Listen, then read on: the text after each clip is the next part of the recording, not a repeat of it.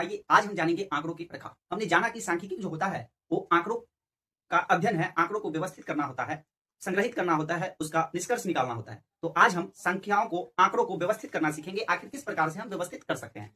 तो हम किसी भी आंकड़ों को व्यवस्थित दो प्रकार से कर सकते हैं, एक अवर्गीकृत कर सकते हैं और एक वर्गीकृत कर सकते हैं। एक हम अनग्रुप्ड कर सकते हैं और एक ग्रुप्ड कर सकते हैं। मान के चलिए किसी कक्षा में जो है विद्यार्थी के पास जो पुस्तकें हैं, कापी है, नोटबुक, उसकी संख्याओं को संग्रहित किया गया है। अब किसी के पास 5 है, किसी के पास 6 कापी है, किसी के पास 3 है, किसी के पास 2 है, किसी के पास 4 है, किसी के पास 7 है, किसी के पास 8 है, किसी के पास 9, किसी के पास 10, किसी के पास 7, 6, 7, 2, 3, 4, 10। इस प्रकार से छात्राओं के पास जो है कापी की आंकड़ा मैंने इकट्ठा किया कि किन छात्रों के पास कितनी है। तो यहाँ आंकड़ा आ गया। अगर हम इस आंकड़ा को यूं ही हूबहू लिख दे, ये जो जितना भी आंकड़ा है इसको वैसे ही लिख दे, तो इसको कहा जाता है वर्गीकृत आंकड़ा, अनग्रुप्ड।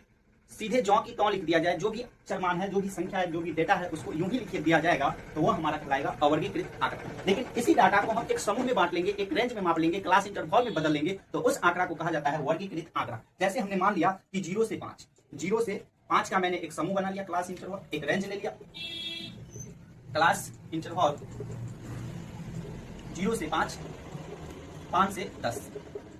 अब हम देखें कि 0 से 5 तक कितनी संख्या है। अब 0 से 5 तक की संख्या की बात होगा तो इसमें 0 भी काउंट होगा और 0 से बड़ा होगा, लेकिन 5 काउंट नहीं होगा, 5 से कम होगा। तो इसमें अगर देखिएगा तो 2 हो गया, 3 हो गया, 4 हो गया, उसके अलावा फिर 2, 3, 4, तो इसमें संख्या आएंगे 1, 2, 3, 4, 5, 6, कुल 6 संख्या इसके अंतर्गत आएगा।